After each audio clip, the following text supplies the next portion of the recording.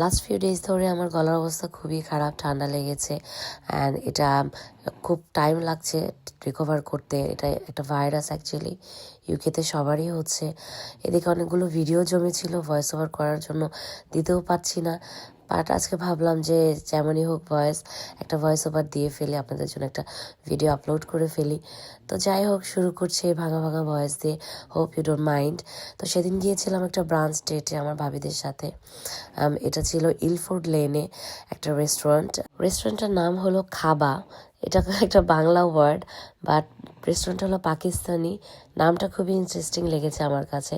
Actually Bangla, Hindi, Urdu এইসব language কিন্তু একটু সিমিলার আছে, কিছু কিছু ওয়ার্ড সিমিলার। তো যাই হোক, আমরা চলে এসেছি রেস্টুরেন্টে। আমি গিয়েছিলাম আমার ভাবিদের সাথে, আমরা 4 জনের, সাথে ছিল আনভিক। তো এই রেস্টুরেন্টে কিন্তু all day breakfast menu and প্রচুর ক্রাউড থাকে। আমরা অলমোস্ট 15 to 20 মিনিটস ওয়েট করার পরে স্পেস হয়। দেন আমরা ভেতরে আসলাম। ভেতরে আসার পরে ওদের ডেকোরেশন দেখে আমার কাছে খুবই ভালো লেগেছে।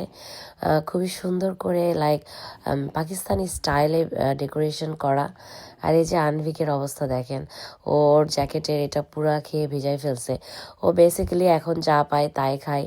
তো যাই হোক, আবার অর্ডার করার পরে ওদের ইন্টেরিয়রটা আমি আবার একটু ভিডিও নিচ্ছিলাম। আমার কাছে খুব সিমছাম সুন্দর লেগেছে, কালারফুলও ছিল। অ্যান্ড এখানে আমি একটা পোর্ট্রেট দেখতে পাচ্ছিলাম ওদের এক্স প্রাইম মিনিস্টার ইমরান খানের। He is a very good looking handsome man. আর এর মধ্যে খাবারও চলে এসছে। ওদের এটা অল ডে ব্রেকফাস্ট মেনু থাকে। তো আমরা 2টা নিহারি অর্ডার করেছিলাম, সাথে ছিল নান। তারপরে এখানে ছিল হচ্ছে হালুয়া পুরি, সাথে ছিল ছোলা। আর ওদের এই হালুয়া পুরির পোর্শনটা যথেষ্ট বড়, অ্যান্ড তখন অফার ছিল, 5 পাউন্ডস প্লেট ছিল অনলি। তো এটা পুরির সাইজটাও কিন্তু যথেষ্ট বড় ছিল। খেতে খুবই মজা। ওদের হালুয়াটাতে ওরা কিছুই দেয় না, বাট খেতে অনেক মজা ছিল। সাথে ছিল হোয়াইট লাচ্ছি। আর এই নিহারির পোর্শনটাও অনেক বড়। আমরা যেহেতু 4 জন ছিলাম, সো আমরা দুইটা করে ডিফারেন্ট আইটেম নিয়েছিলাম। তো আমি তাড়াতাড়ি করে খাওয়া দাওয়া শেষ করে এখানে আনভিককে খাওয়াচ্ছিলাম, মামিজ ডিউটি যেটাকে বলে। তো এর মধ্যে ভাবিরাও আমাকে খাওয়াই দিচ্ছিল একটু একটু করে। এখন বেসিক্যালি এরকমই হয়, অনেক আর আমি একসাথে খেতে পারি না খুব একটা।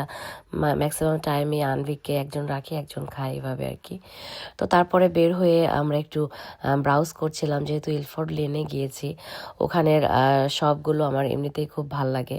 আমরা একটু ঘুরে ঘুরে দেখছিলাম। আমার কাছে গ্রিন স্ট্রিটের চেয়ে ইলফোর্ড লেনে শপিং করতে বেশি ভালো লাগে, কারণ ক্রাউড কম থাকে, ওদের কালেকশনও ভালো থাকে।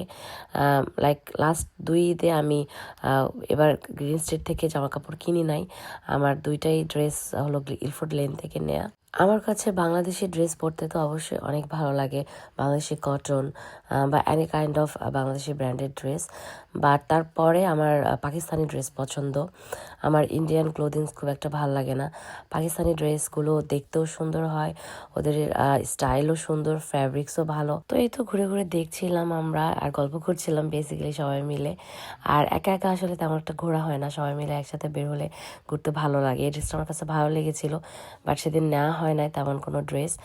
এই ছিল আজকের এই ভিডিওটা, ছোট্ট একটা ভিডিও। আই হোপ আপনাদের ভালো লেগেছে। দেখা হবে আবার নেক্সট কোনো ভিডিওতে। তিল দেন, আল্লাহ হাফেজ।